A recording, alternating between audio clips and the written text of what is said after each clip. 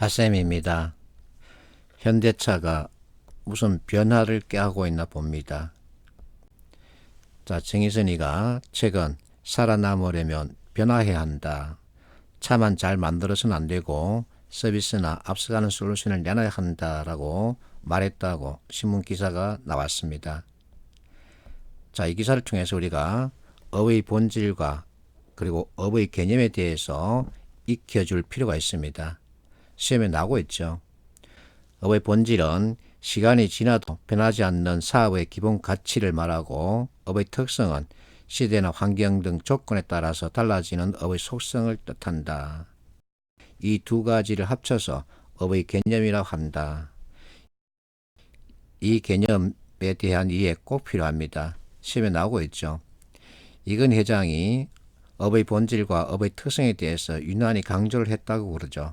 그래서 이건 회장은 반도체를 시간 산업이라고 했다고 합니다. 시간에 따라서 성패가 결정되기 때문이죠.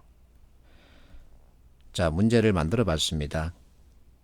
부산은행에 근무하는 어떤 분이 이와 같은 글을 신문에 게재했습니다.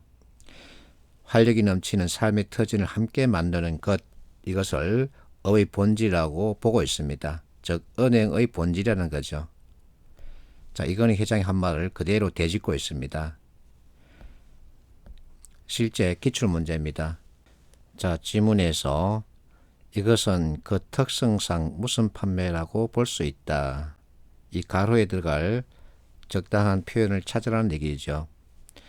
자, 현대인들은 시간이 부족하다 하지만 일과 생활의 균형을 추구하는 경향이 강하니까, 자, 뭐뭐 하니까 이게 바로 왜냐하면 때문이다라는 어투죠. 그래서 왜냐하면 때문이다, 이렇게 스토리를 만들 수 있습니다.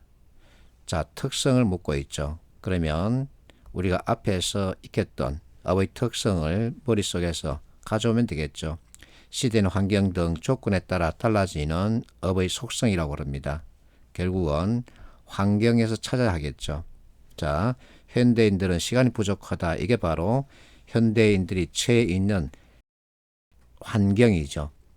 그래서 시간이 부족하다. 시간이란 단어를 찾으면 됩니다.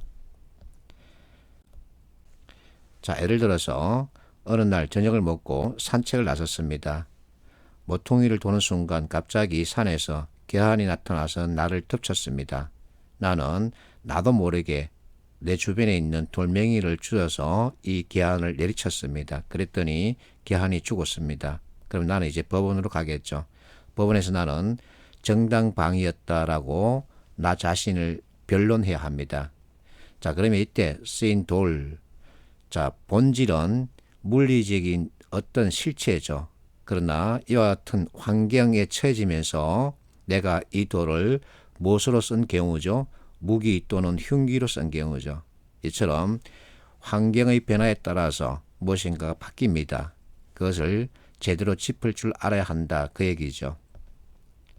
자, 어쨌든 이론이 있습니다. 그 이론에 따른 구성해야 합니다. 그리고 이론에 의한 해석도 설명해야 한다고 나는 그렇게 생각합니다. 그래서 여러분들이 이 이론에서 비롯된 기초 개념을 여러분들이 제대로 잡아주면 빠른 시간 안에 많이 풀 수 있고, 그리고 정확하게 답을 찾을 수 있죠. 그러면 여러분들이 원하는 면접 열차를 탈 수 있습니다. 화이팅 하십시오.